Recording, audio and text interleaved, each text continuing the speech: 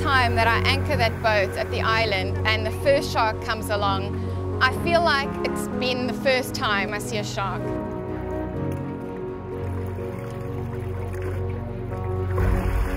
There's something about these sharks that we don't understand, and they've got this presence which is really difficult to put into scientific words and even into words. Oh, beautiful. And this feeling that I get when I see the sharks coming close to the boat is something that is very rewarding. Great white sharks are probably the most protected shark species in the world. They're listed as vulnerable to extinction in the medium future. So you've got a situation where you've got an animal that is biologically vulnerable to any kind of exploitation. Oh.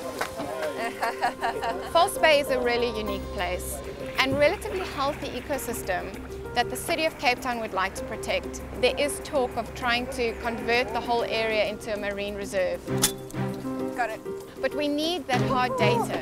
We need that data that we're finding out on sharks now to help that argument.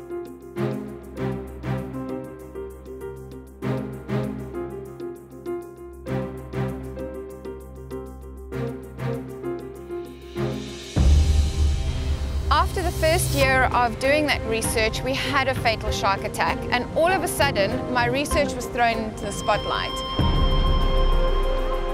I remember the day so clearly. She was with him on the beach, he went for a swim, she comes back from the restaurant and there's helicopters and everything looking for a man who's been eaten by a shark. Because I lifted my head up and I just saw the whole thing happening. There was no rescue. The guy was eaten completely. We'd noticed an increase in shark sightings a few days before and we'd put out a press release, and suddenly we were taking this hammering from the public about not doing our job properly. Everybody had their own story about how it happened, and you know, those that saw all had their different opinions and their different descriptions. Really quickly, I had to try and address a situation that I wasn't prepared for. I wasn't prepared for dealing with shark attack. That wasn't the objective of my project. And it could be the same one that's killed two people.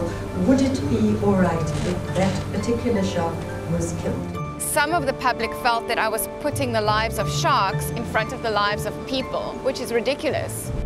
It was a really fast learning curve to try and engage with the public and try and see whether research could actually have a positive influence on the community and on the sharks and what was happening with regards to shark attack. At the end of the day, the shark did nothing wrong. You know, you'll read about rogue sharks and everything, and that's not necessarily true. It sells newspapers, but it's not true. We still don't have the right answers in how to deal with every single situation, and finding that balance between the needs of the community and the needs of the shark, I find is really difficult. The main goal is to collect information that we don't have on great white sharks to help conserve them.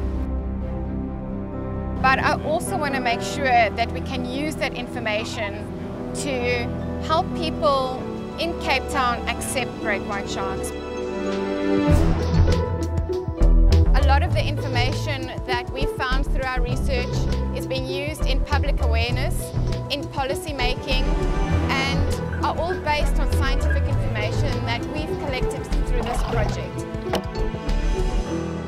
And by freediving with them, I think it not only proves that they don't see people as part of their natural prey, because they would respond to us in a very different way if they did. What we don't know is what will happen if we don't have those sharks. How is that going to structure the ecosystem? And that's where I'd like to see the research focus in the future, in actually finding out directly what kind of importance these great whites have for the area. Hug it. I think if people could just see those animals and experience those kind of things that I'm experiencing, that their perceptions of sharks would totally change. And I think it's a huge privilege to have these sharks here. And I think that the more people learn and understand, the more people will see it as a privilege as well.